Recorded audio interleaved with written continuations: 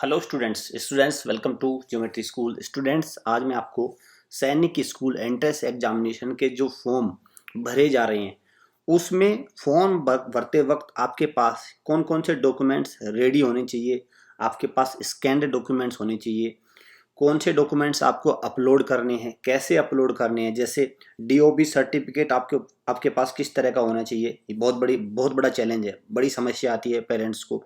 आधार card में date of birth certificate कुछ होती है, टीसी में कुछ होती है, तो ये बड़ा कन्फ्यूजन रहता है। थंब इम्प्रेशन आपको कैसे लगाना है, फोटो किस तरह का होना चाहिए, सिग्नेचर कैसे करने हैं, डोमिसाइल सर्टिफिकेट, आईडी प्रूफ कौन सा लगाए, कास्ट सर्टिफिकेट आपका कैसा होना चाहिए, ये सारे डॉक्यूमेंट्स होते हैं। ये बड़ा ही मतलब एक कन्फ्यूजन का सीन रहता है पेरेंट्स के बीच में। पेरेंट्स कन्फ्यूज रहते हैं कि हम रजिस्ट्रार से डेट ऑफ बर्थ सर्टिफिकेट बनवाएं या मार्कशीट का चलेगा। तो मैं सारे डाउट आपके दूर करूंगा और एक एक डॉक्यूमेंट दिखाऊंगा कि उसका क्या साइज होना चाहिए, क्या स्टैंडर्ड होना चाहिए। क्लियर? तो ये वीडियो आपके लिए बहुत इंपॉर्टेंट रहने वाली है। अगर आप सैनिक स्कूल के आपका बच्चा तैयारी कर रहा है तो इस वीडियो को जरूर देखें ताकि आपके फॉर्म में गलती ना हो और आपका फॉर्म रिजेक्ट ना हो या बाद में आपको एफिडेविट या बोनाफाइड तरह के सर्टिफिकेट ना देने पड़े। आपका एक बार में ही डॉक्यूमेंट वेरिफिकेशन क्लियर हो जाए। तो ये वीडियो आपके लिए इंपॉर्टेंट रहने वाली है। चलिए शुरू करते हैं। देखिए, डॉक्यूमेंट नंबर 1 आपके पास क्या रहेगा। सबसे पहले आपके पास क्या होना चाहिए, apply for online registration using unique email ID and mobile number. सबसे पहले आपके पास होनी चाहिए एक ईमेल आईडी और मोबाइल नंबर। ईमेल आईडी वो चलेगी जो आपने पहले यूज ना किए हो सैनिक स्कूल के एनटीए के प्लेटफॉर्म पे। अगर आपने वो पहले मोबाइल नंबर या ईमेल आईडी यूज कर रखी है तो वो बताएगा ऑलरेडी रजिस्टर्ड। क्लियर? तो आपके पास एक यूनिक मोबाइल नंबर और यूनिक ईमेल आईडी होनी चाहिए। मोबाइल नंबर पेरेंट्स का बिल्कुल चलेगा, जरूरी नहीं है 6 क्लास में बच्चे के पास ही या 9th क्लास में बच्चे के पास ही मोबाइल हो, ऐसा कुछ नहीं है। पेरेंट का मोबाइल चलेगा और मोबाइल आईडी भी पेरेंट्स अपनी कर सकते हैं। क्लियर? चलिए, तो क्या हो गया, आपके पास एक ईमेल आईडी और मोबाइल नंबर, डॉक्यूमेंट नंबर 1।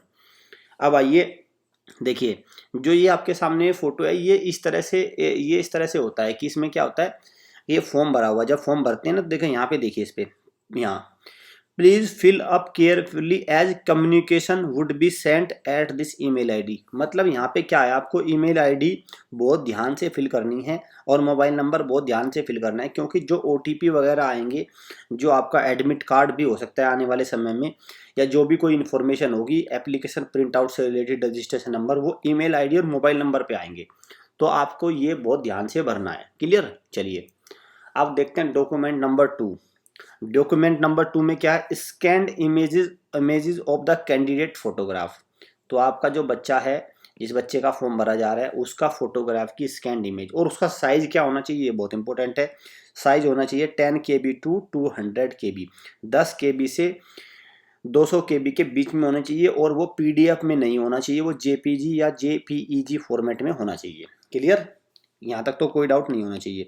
ठीक है, अब फोटोग्राफ किस तरह का खींचा होना चाहिए ये मैं जरूर दिखा देता हूँ आपको। देखिए, पासपोर्ट साइज फोटोग्राफ होना चाहिए, ये साइज मैं आपको बता चुका हूँ।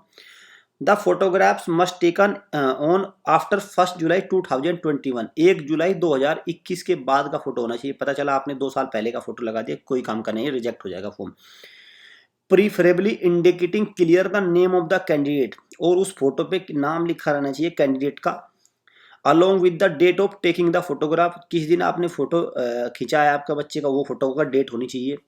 Photograph should not be with the cap और गॉगल्स, आपका चश्मे और या टोपी के साथ आपको फोटोग्राफ नहीं होना चाहिए। The focus need to be face 80% on the face coverage. Yes, ये तो सारा है ही, बिल्कुल सारा फेस पे उसका होना चाहिए, साफ होना चाहिए सब कुछ, फेस वगैरह क्लियर होना चाहिए।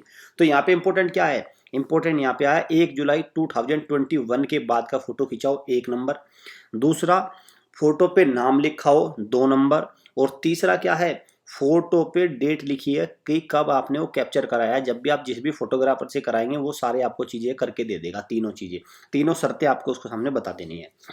Spectacles are not allow only if used regularly. तो आपको चश्मे का प्रयोग नहीं करना है, बिना स्पेक्टिकल्स के आपको फोटो खिंचवाना है। आपका Polaroid and computer generated photos not acceptable. कि आपने पता चला फोटो से फोटो बना लिया, एडिट कर लिया, ऐसा फोटो नहीं चलेगा। बिल्कुल आपका जो फोटोग्राफर खींचता है जेन्युइन फोटो वो होना चाहिए। Application not comply with instruction with unclear photographs are liable to be rejected. अगर कोई फोटो साफ नहीं आया तो आपके फॉर्म को रिजेक्ट कर दिया जाएगा। बिना फोटोग्राफ के आपने फॉर्म भरे तो भी रिजेक्ट हो जाएगा। फोटोग्राफ को आपको अटेस्ट करने की आवश्यकता नहीं है। Candidates are advise to keep 6 to 8 passport size and colour photograph with white background. तो आपको क्या करना है, फोटोग्राफ का बैकग्राउंड क्या होना चाहिए, वाइट होना चाहिए। देखिए बैकग्राउंड कैसा होना चाहिए, वाइट होना चाहिए। और 6 से 8 फोटो फ्यूचर के लिए आपको ये अपने पास संभाल के रखने हैं, क्योंकि जब आपका सिलेक्शन हो जाएगा तब इन फोटो की आवश्यकता पड़ेगी। Candidate may note that if the photograph uploaded are found to be fabricated or defaced or seem to be handmade or computer made, the application of the candidate will be rejected। तो इसमें यहाँ पे ये भी है कि आपको photo fabricate या एडिट या मॉडिफाई या उसमें फिल्टर नहीं लगाने हैं। जो बच्चा जैसा है उसका ही ऐसे ही एकदम सिंपल फोटो खिंचाना है। कलर्ड होना चाहिए, वाइट बैकग्राउंड होना चाहिए, 1 जुलाई 2021 के बाद का होना चाहिए। उस पर फोटो पे कैंडिडेट का नाम लिखा हो, जिस दिन वो फोटो लिया गया हो वो लिखा हो। ये सारी चीज़ें आपको ध्यान रखनी है फोटो अपलोड करते वक्त, फोटो खिंचवाते वक्त। ये आपका डॉक्यूमेंट नंबर 3। अब आते हैं सिग्नेचर। सिग्नेचर कैसा होना चाहिए, कैंडिडेट का सिग्नेचर। देखिए पहले तो साइज 4 KB से 30 KB के बीच का साइज होना चाहिए। क्लियर, 4 KB से 30 KB के बीच का साइज होना चाहिए। और किस फॉर्मेट में होना चाहिए, वो भी आपका JPG या JPEG फॉर्मेट में होना चाहिए। क्लियर, देखिए अब देख लो यहाँ पे क्या इंपॉर्टेंट हो सकता है भाई। 4 KB से 30 KB तो मैं बता चुका हूँ, ये तो होना चाहिए। The candidate should put his or her full signature in running hand, not in capital letter on white paper with black ink pen and scan for uploading. तो मतलब फोटो आपको किससे होना चाहिए, ब्लैक इंक पेन से होना चाहिए। पहला देखिए बहुत, ब्लैक इंक पेन से। आप ब्लू से करेंगे तो जरूरी नहीं वो आपका मान्य होगा, ब्लैक इंक पेन से होना चाहिए आपका सिग्नेचर, नंबर 1। दूसरा वो क्या होना चाहिए, वाइट पेपर पे होना चाहिए। वाइट पेपर, एक वाइट पेपर ले लो A4 साइज का, उस पे करना चाहिए सिग्नेचर। तीसरा वो सिग्नेचर आपका रनिंग हैंड में होना चाहिए, कैपिटल लेटर में नहीं होना चाहिए। मान के चलिए कोई बच्चा है सुनील नाम का, तो सुनील क्या करेगा, सुनील को ऐसे नहीं, ऐसे सुनील करके आपको ऐसे साइन नहीं देना है, ये हो जाएंगे गलत, ये साइन हो जाएंगे गलत। आप जैसे रनिंग हैंड में करते हैं तो ऐसे इस तरह के ना, इस तरह के जो भी आपके सुनील के सिग्नेचर हो, इस तरह से आप रनिंग हैंड में स्मॉल लेटर में करके देंगे सिग्नेचर। क्लियर, नहीं तो ये सिग्नेचर हो जाएंगे गलत। ठीक है, यहाँ तक कोई डाउट नहीं है। व्हाइट पेपर पे होने चाहिए, रनिंग हैंड में होनी चाहिए, ब्लैक इंक पेन का यूज करके करिए। क्लियर, ये बात आपको ध्यान रखना है। Online application form without uploaded signature will be rejected. अगर आपके पास आपने कोई ऐसा फॉर्म भर दिया जिसमें सिग्नेचर अपलोड नहीं हुए तो आपका रिजेक्ट हो जाएगा। UFM unfair means of practice अगर आप करते हैं, देखिए in case someone else signature has been uploaded, the candidate shall be cancelled and case will be considered as using UFM. Criminal action as per laws of the country shall be initiated। मतलब ऐसा भी नहीं होना चाहिए कि बच्चे के signature किसी पेरेंट ने कर दे, चलो ठीक है मैं आपके सिग्नेचर कर देता हूँ और वो कर दो। बाद में जब बच्चे का एडमिशन में वेरिफिकेशन होगा तो वो सिग्नेचर मैच किए जाएंगे। कॉल लेटर जब आप पेपर देने जाएंगे तब वो सिग्नेचर मैच किए जाएंगे, और अगर सिग्नेचर मिसमैच होते हैं तो आपका फॉर्म रिजेक्ट कर दिया जाएगा, ये ध्यान रखना। तो बच्चे को खुद ही सिग्नेचर करने हैं क्योंकि वो सिग्नेचर बाद में मैच होंगे। क्लियर, चलिए नेक्स्ट। और ये सारे मैं ऑफिशियल बुलेटिन जो इनका प्रोस्पेक्ट है उससे दी गई इन्फॉर्मेशन दे रहा हूँ मैं आपको, ये सारी ऑफिशियल इन्फॉर्मेशन है। Document number 4, candidates left thumb impression कौन सा होना चाहिए, लेफ्ट थंब। राइट थंब मत लगा देना, लेफ्ट थंब इम्प्रेशन होना चाहिए। उसके साइज कितना होना चाहिए, 10 KB से 50 KB के बीच में होना चाहिए। JPEG या JPG फॉर्मेट में होना चाहिए। In case of any eventuality of the left thumb being unavailable, right hand thumb impression में बी यूज। अगर आपके लेफ्ट थंब में कोई चोट लगी हुई है या कोई बर्निंग हो रखी है जब आप फॉर्म भर रहे हैं, या आपके कुछ भी प्रॉब्लम है, तो तब के लिए आप राइट थंब इम्प्रेशन भी लगा सकते हैं उस केस में।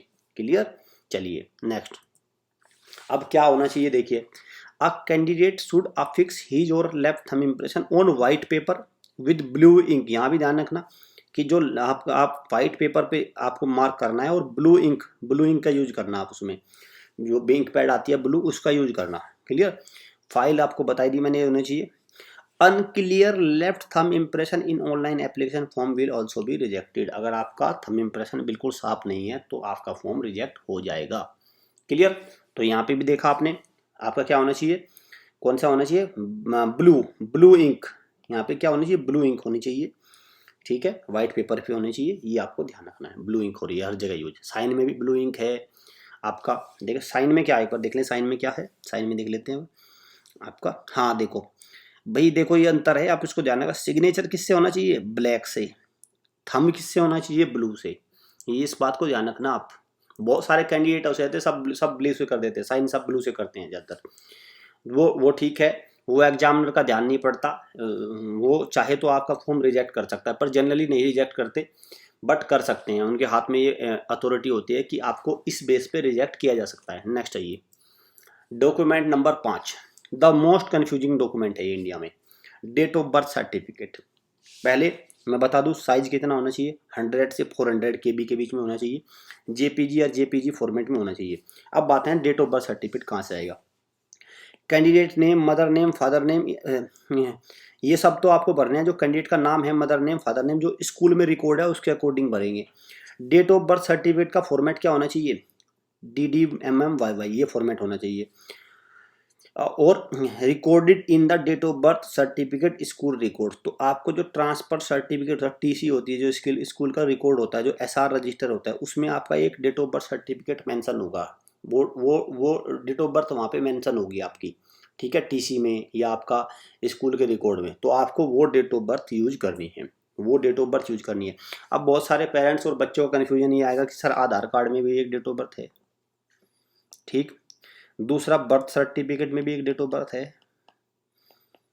क्लियर, और तीसरा TC में भी एक डेट ऑफ बर्थ है, चौथा आपका पैन कार्ड में भी डेट ऑफ बर्थ आती है। देखिए मैं बता दूं, पैन कार्ड जो होता है वो डेट ऑफ बर्थ सर्टिफिकेट नहीं होता, वो तो आइडेंटिटी सर्टिफिकेट होता है। Aadhaar card date of birth certificate नहीं होता है, आइडेंटिटी होता है। जो सबसे एक्चुअल बर्थ सर्टिफिकेट को वेरीफाई करता है वो दो चीज़ें होती है, आपका बर्थ सर्टिफिकेट जो रजिस्ट्रार देता है और जो ट्रांसफर सर्टिफिकेट होता है वो, ये होते हैं बेसिकली, जो ये आधार और ये पैन कार्ड, ये तो आइडेंटिटी सर्टिफिकेट होते हैं। इनमें तो कई बार क्या होता है, डेट ऑफ बर्थ मिसमैच भी कर जाती है ना भाई। आधार में क्या होता है, आधार में कई बार मैच कर जाती है, तो उसको वेरीफाई किससे किया जाता है, बच्चे की TC से या बर्थ सर्टिफिकेट से, क्लियर, TC से या बर्थ सर्टिफिकेट से इसको वेरीफाई किया जाता है। तो अब देखो आप क्या क्या करोगे, देखो यहाँ पे लिखा हुआ है, ये देखो ये इनका ऑफिशियल है, certificate issue bye municipal committee, ठीक है, बर्थ सर्टिफिकेट इशू बाय कौन, किसका चलेगा, म्युनिसिपल कमेटी, बोर्ड, कॉरपोरेशन और registrar of birth and death और ट्रांसफर सर्टिफिकेट, ये लिखा हुआ TC, क्लियर। तो ट्रांसफर सर्टिफिकेट का भी ट्रांसफर सर्टिफिकेट का सबसे बेस्ट होता है, जो स्कूल में रिकॉर्ड होता है सबसे बेस्ट है वो, उसका आप यूज करिए। बर्थ सर्टिफिकेट में उसको अपलोड करिए। और मैं आपको सजेस्ट करूंगा ID प्रूफ जब मांगेगा आइडेंटिटी टाइप में, तो स्कूल की ID का यूज करिए, क्योंकि वहाँ पे कन्फ्यूजन नहीं रहता, वो दोनों एक ही होते हैं, दोनों में डेट ऑफ बर्थ बिल्कुल सेम रहेगी, तो इससे आपके फॉर्म की गलती नहीं होगी। और बाद में जब आपका बच्चों एडमिशन होगा तब आप क्या करना, उसको उनको करेक्ट करा लेना, आपकी कहीं भी कोई मिस्टेक हो रखी है तो उसको ठीक हो जाएगी, उसमें इतना पैनिक करने वाली बात नहीं है कि आधार में डेट ऑफ बर्थ और हो गई, बर्थ में अलग हो गई, वो कोई बात नहीं है, बच्चे हैं, बच्चों की भाई, मैं तो कहता हूँ कि जो 30+ ईयर्स के जो पेरेंट्स होते हैं उन्हीं की डेट ऑफ बर्थ सर्टिफिकेट आज तक ठीक नहीं है। हर इंडिया में तकरीबन 30% लोग ऐसे हैं जिनकी वोटर ID कार्ड में कुछ से कुछ डेट ऑफ बर्थ लिखी हुई, वोटर ID कार्ड में सबकी गलत है, तो क्या उनकी डेट ऑफ बर्थ गलत है, नहीं, उसको किसी अदर डॉक्यूमेंट से हम वेरीफाई करते हैं ना। तो ऐसे ही बच्चों आपको क्या करना है, आपको स्कूल, देखिए अभी मैं दिखा दूंगा क्या कैसे यूज करना है। देखिए डोमिसाइल सर्टिफिकेट हो गया। अब डोमिसाइल सर्टिफिकेट में क्या करना है, डोमिसाइल सर्टिफिकेट आपका ये रहा, 100 से 400 KB का होगा, और वो पोस्टल एड्रेस उसमें पूरा होना चाहिए जब आप अपना फॉर्म भरेंगे, ताकि कम्युनिकेशन में कोई दिक्कत ना हो। और वो आपका domicile certificate of the candidate is not available. हाँ यहाँ पे इंपॉर्टेंट देखिए क्या बात है, अगर किसी बच्चे का डोमिसाइल सर्टिफिकेट अवेलेबल नहीं है, बहुत सारे बच्चों का अवेलेबल नहीं होगा, 98% का तो होगा ही नहीं भाई, 98% का क्या होगा, 6th क्लास या 9th क्लास के बच्चे के पास क्या डोमिसाइल सर्टिफिकेट होगा, वो तो बहुत ही कम होता है। तो वो क्या करेंगे, पेरेंट्स का यूज होगा, देखिए यहाँ लिखा हुआ है, not able the domicile certificate of the parent may be uploaded in the relevant field, clear. बाद में जब आपका एडमिशन होगा तब आप उसको बनवा सकते हैं, तब उसको सबमिट करा देना, लेकिन पेरेंट्स का सर्टिफिकेट, डोमिसाइल सर्टिफिकेट इसमें अपलोड होना है। बच्चे का डोमिसाइल सर्टिफिकेट नहीं है तो कोई इशू नहीं है, पेरेंट्स का अपलोड कर दिए, साफ साफ लिखा हुआ है। ये हो गया आपका यहाँ पे रेजिडेंस ऑफ द सर्टिफिकेट आपको जिस राज्य से है उसको बिल्कुल एकदम अथॉरिटी द्वारा बनाया हो, बाद में आज आप उसको सबमिट करेंगे। ये हो चुका है आपका, है ठीक है। अब आता है डॉक्यूमेंट नंबर 7, कास्ट या कम्युनिटी सर्टिफिकेट, कैटेगरी सर्टिफिकेट। तो ये आपको पता ही है, आपकी एससी जनरल कैटेगरी में तो कुछ नहीं सबमिट करना होता, लेकिन ओबीसी में, non creamy layer, SC ST, ex serviceman, इनके सर्टिफिकेट आपको जमा करने हैं 100 से 400 KB के फॉर्मेट में, साइज में। जो एक्स मैन है उनके लिए क्या होता है, पीपीओ सर्टिफिकेट होता है। ये एक्स सर्विसमैन जो भी आपका defence category service certificate of service जमा होगा, और एक्स मैन के लिए पीपीओ सर्टिफिकेट होगा। उसकी भी क्या साइज रहने वाली है, 100 से 400। यहाँ पे एक इंपॉर्टेंट नोट है, if the information given or document uploaded are not correct or incomplete or can not be corroborated with the required original certificate at the time of admission, the candidate is liable to be rejected and the admission denied to him or her. मतलब ये कह रहा है कि जैसे आपने कोई form भर दिया, आपने डॉक्यूमेंट सारे अपलोड कर दिए, और एडमिशन के टाइम में मान के चलिए उनमें कोई मिस्टेक है, और अगर आप उनको सही नहीं करवा पाए, आपने उसमें एडिशनल कोई सर्टिफिकेट नहीं जमा कराया, तो आपका एडमिशन कैंसिल हो जाएगा। तो मैं जो आपको पीछे कह रहा था कि आपको क्या करना है कि जैसे डेट ऑफ बर्थ सर्टिफिकेट में सबसे ज़्यादा इशू आता है, या डोमिसाइल में आता है। डोमिसाइल में तो पेरेंट्स का सर्टिफिकेट जमा हो जाएगा, लेकिन डीओबी में आप क्या करिए, स्कूल की टीसी जो बोनाफाइड मिलेगा स्कूल से आप एक बोनाफाइड बनवा लीजिए, ठीक है। बोनाफाइड में बता देंगे वो स्कूल वाले लिख के कि हाँ हमारे यहीं पे बच्चा पढ़ रहा है और इस क्लास में इसका एडमिशन है, इसकी डेट ऑफ बर्थ ये, उस सर्टिफिकेट को अपलोड कर दीजिए, कोई दिक्कत नहीं आने वाली, आपका बिल्कुल एकदम परफेक्टली काम करेगा वो। जब बच्चा वहाँ से पास आउट हो जाएगा तो उसको टीसी मिल जाएगी, टीसी मतलब जब उसका सिलेक्शन हो जाए टीसी मिलेगी, उस टीसी को अपलोड कर देंगे उसको। क्लियर। आपको जो पेमेंट करना है वो किसी भी ICICI, SBI bank, Paytm, UPI ID, आजकल तो बहुत सारे पेमेंट के ऑप्शन हैं, जिस भी पेमेंट से ऑप्शन से चाहे आप ऑनलाइन पैसे जमा कर देंगे इसकी फॉर्म की फीस की, ठीक है। अब देखिए ये जो जब ये आप इसकी ऑफिशियल वेबसाइट पे जाएंगे तो इस तरह से देखो, इसका पहला पेज इस तरह से होता है। यहाँ क्या लिखा हुआ है, यहाँ पे लिखा हुआ है देखिए, apply for online registration, fill online application form, upload scan photo and signature, examination fee, ये सबमिट हो जाता है, और फिर यहाँ पे सारी चीज़ें बन के आ जाती है आपकी। एक रजिस्ट्रेशन नंबर आता है इस तरह का, आगे दिखाऊंगा मैं आपको। देखिए यहाँ पे क्या करना है, कैंडिडेट नेम भरना है पहले, father name, mother name, date of birth भरा जाएगा, पूरा डेट ऑफ बर्थ रहेगा, मेल है कि female, type of identification. Clear. Type of ID कौन सी भरी जाएगी, यहाँ पे देखिए, candidate name must exactly be the same as regard registered in the qualifying examination.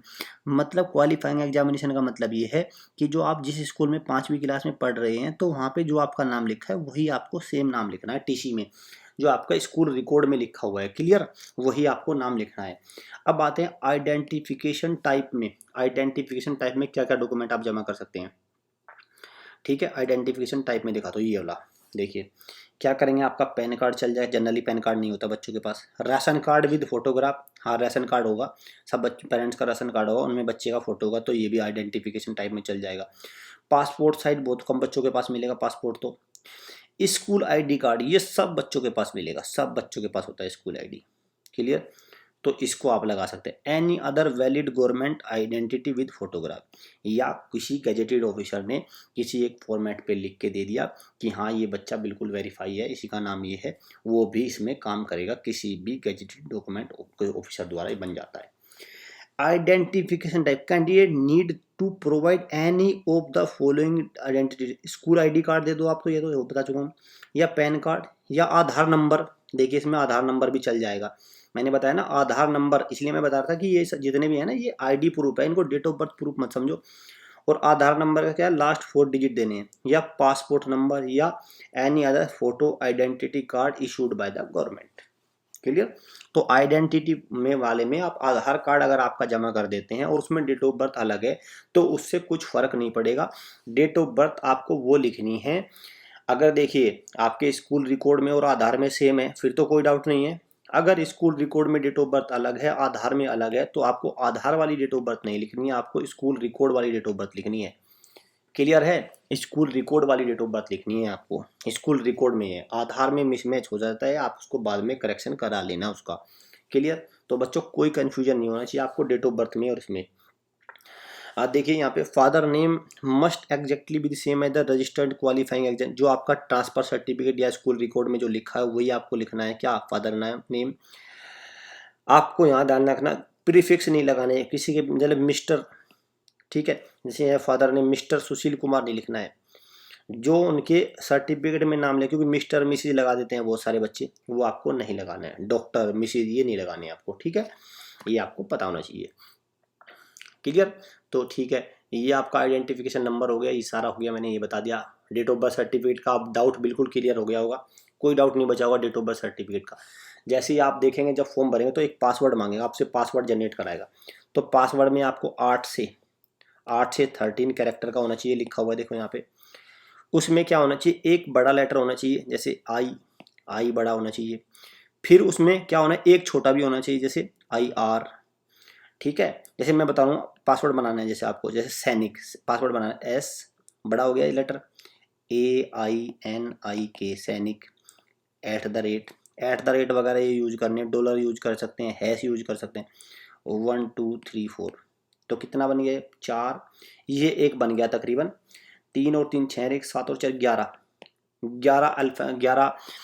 Characters का अल्फान्यूमेरिक ये पासवर्ड बन गया। क्लियर? 11 कैरेक्टर इसमें डिजिट भी आ गया, स्पेशल कोड भी आ गया, कैपिटल लेटर भी आ गए, स्मॉल लेटर भी आ गए। इस तरह से आपको पासवर्ड अपना क्रिएट करना है और उसको संभाल के रखना है। जैसे ही आप इसको सबमिट करेंगे तो पहला जब फर्स्ट देखो, इसमें 4 स्टेप होते हैं, registration, application form, document upload और फी पेमेंट। जैसे ही आप फर्स्ट सबमिट करेंगे तो इस तरह का आ जाएगा, ये ग्रीन हो गया, और यहाँ पे आपका रजिस्ट्रेशन नंबर आपको मिल जाएगा, एप्लीकेशन नंबर इस तरह का, वो आपकी मेल ID पे OTP भी पहुँच जाएगा, आपको संभाल के भी रखना है इसको। क्लियर? तो फिर इस तरह से आपको पूरा फॉर्म आपका भरना है। 27 सितंबर से फॉर्म चले हुए हैं, 26 अक्टूबर इसकी लास्ट डेट है। एग्ज़ाम इसका 9 जनवरी संडे पड़ रहा है, 2022 को है। तो अपना फॉर्म भर लीजिए, बाद में साइटें वगैरह इनकी हैंग हो जाती है, तो मैं तो आपको सजेस्ट करूंगा जितनी जल्दी हो सके इतनी जल्दी इसको फॉर्म भर लीजिए। अब आपका कोई डाउट मुझे नहीं लगता कोई बचना चाहिए। डेट ऑफ बर्थ सर्टिफिकेट का डाउट मैंने बिल्कुल क्लियर कर दिया, फिर से बता देता हूँ क्या करना है आपको। स्कूल के रिकॉर्ड में जो आपकी डेट ऑफ बर्थ है वो आपको यूज करनी है। आइडेंटिटी में आप स्कूल का ID कार्ड यूज कर सकते हैं या आधार यूज कर सकते हैं, कुछ भी यूज कर सकते हैं, लेकिन आधार का डेट ऑफ बर्थ से कोई मतलब नहीं है, बाद में उसको आप करेक्टेड कर सकते हैं। ठीक है, चलिए स्टूडेंट्स, अगर आप सैनिक स्कूल की तैयारी कर रहे हैं 2022 में होने वाले एग्जाम की, आपके पास हार्डली 3 मंथ्स बचे हैं, तो आप क्या कर सकते हैं, हमारे परमवीर कोर्स को अवेल कर सकते हैं, जिसमें पूरी वीडियो लेक्चर के साथ सब कुछ पूरा पैक मिलेगा। अगर आपके पास इतना समय नहीं है, आप चाह रहे हैं सर हमें तो क्वेश्चन की प्रैक्टिस करनी है, तो महावीर पैक को अवेल करिए, this is the best pack. बिल्कुल एकदम सटीक क्वेश्चन ही, बिल्कुल सीधा सीधा क्वेश्चन ही करने हैं, बहुत ही कम क्वेश्चन में ज़्यादा से ज़्यादा रिवाइज करना चाहते हैं तो वीर पैक से तो आपको फिर ये तो आपके लिए बेस्ट है ही, ये भी अवेल कर सकते हैं, तीनों पैक अवेल कर सकते हैं। सेम ये 9th क्लास के लिए, 9th क्लास के भी ऐसे ही कर सकते हैं आप। ठीक है, हमारे 3 पैक आते हैं। इनमें क्या क्या मिलता है हमारे कोर्सेज में, concept based video, topic wise कुछ mix quiz, sample paper, premium Telegram group join कर लीजिए। हमारा कोर्स जो है पेन ड्राइव फॉर्मेट में भी आता है, उससे भी आप कोर्स को पढ़ सकते हैं। वीडियो आपको अच्छी लगे तो वीडियो को लाइक और शेयर जरूर करिए, चैनल को सब्सक्राइब कर लीजिए, बेल आइकन पर क्लिक कर लीजिए, क्योंकि इस तरह की जो इन्फॉर्मेशनल वीडियो है हमारे चैनल से अच्छा आपको कहीं भी नहीं मिलेगा। हम सारी जो इन्फॉर्मेशन देते हैं वो ऑफिशियल होती हैं, सारी इन्फॉर्मेशन ऑफिशियल होती है, कोई भी इन्फॉर्मेशन अपने पास से नहीं होती कि ऐसा हो जाएगा, ऐसा कर देंगे, अगर ऐसा इसकी होने की संभावना नहीं। जो ऑफिशियल डेटा होता है उसी से हम सारी इन्फॉर्मेशन आपको देते हैं। क्लियर? साथ में हमारे पास क्या है, 1000 क्वेश्चन की इंटेलिजेंस की सीरीज चली हुई है, 800 क्वेश्चन की SST की सीरीज चली हुई है, मैथ्स मैराथन है, 0 to हीरो बैच है, इंग्लिश की मैराथन, बहुत सारे फ्री के कंटेंट चले हुए हैं, फ्री कोर्सेज चले हुए हैं, जो सैनिक school entrance examination for the year 2022 को ध्यान में रख के ये सीरीज चली हुई है। तो आपको इनके नोटिफिकेशन मिलते रहेंगे, आपकी तैयारी होती रहेगी, प्रैक्टिस होती रहेगी। क्लियर? फिर भी आपको कोई डाउट लगता है तो इन नंबर पे आप हमें व्हाट्सअप कर सकते हैं, कॉल कर सकते हैं, आपकी क्वेरी को हम एज सून एज सोल्व करेंगे। जैसे ही हम लोगों को समय मिलता है आपको कोई ना कोई उसका परफेक्ट सॉल्यूशन हम देंगे। आपका किसी भी प्रकार की कोई क्वेरी हो, फॉर्म से भरने से लेके प्रिपरेशन से रिगार्डिंग, या कुछ भी, कौन सा सैनिक स्कूल चूज करें, कितने नंबर आने चाहिए, सारी चीज़ें यहाँ से आपको मिल जाएंगी। सब आपके लगभग 100% आपके डाउट यहाँ से क्लियर हो जाएंगे। सो स्टूडेंट्स, चलिए मिलते हैं नेक्स्ट वीडियो में। Thanks for watching.